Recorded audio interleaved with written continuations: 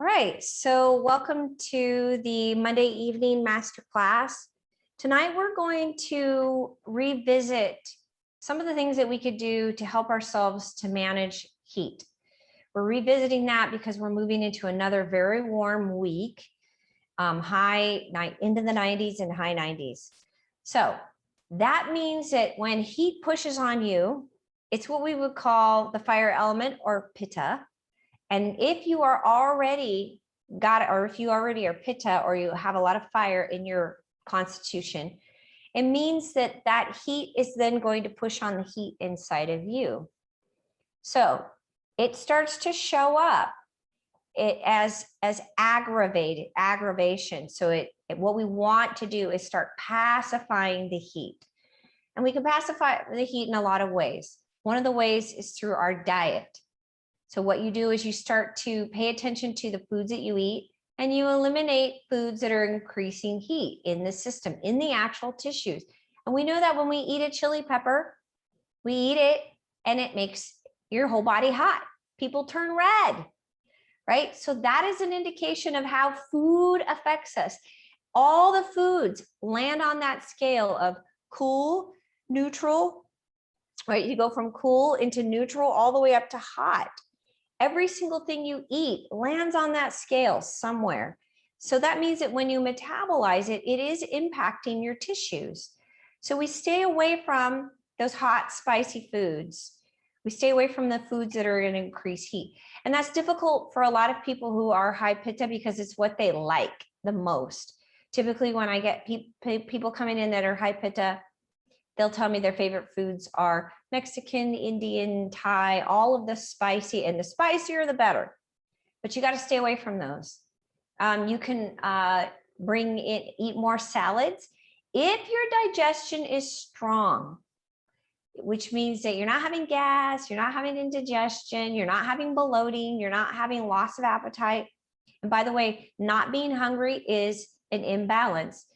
There's so many people right now that are skipping meals and they do not have a ravenous appetite. And that is telling me that your metabolism is slowing down. You don't want that. We want to have a nice, strong metabolism.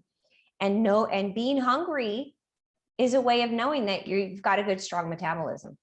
So we eliminate the hot, spicy foods. That means the herbs as well. We bring in cooler foods. We can eat more of the bitters. So salads, if you can digest, like I said, digest well, you have strong digestion, then you can have raw food. I don't typically recommend raw food to people who are struggling with digestive issues like gas and bloating, things like that. A lot of times the raw food can cause a lot of gas and bloating. So in your diet, you can definitely do that. If you're not sure, reach out to me. I will help you with that. The other way that you can help manage the heat is in your lifestyle. So we want to pay attention to how we move through our day.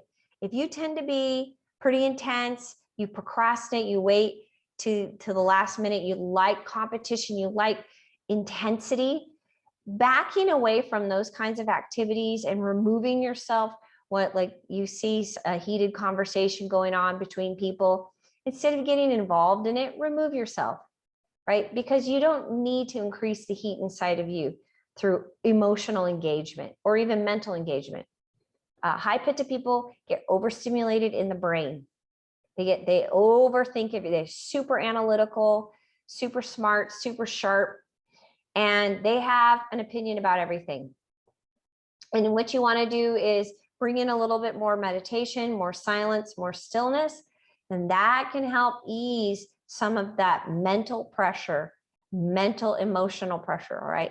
So those are things you can do. And also through your yoga practice. We are going to do a yoga practice tonight that helps to pacify the heat. But I want to let you know that there are lots of things you can do, as well as alternate nostril breathing and also doing the cool breath, which I have on my YouTube channel already. You guys can look that up, where you basically curl your tongue. And when you inhale, that brings in cool air. Okay, so you curl your tongue. And then you release. also lengthening your exhale will remove more heat out of your system. Okay, so there's lots of wonderful things that you could do, super easy ways to manage the heat.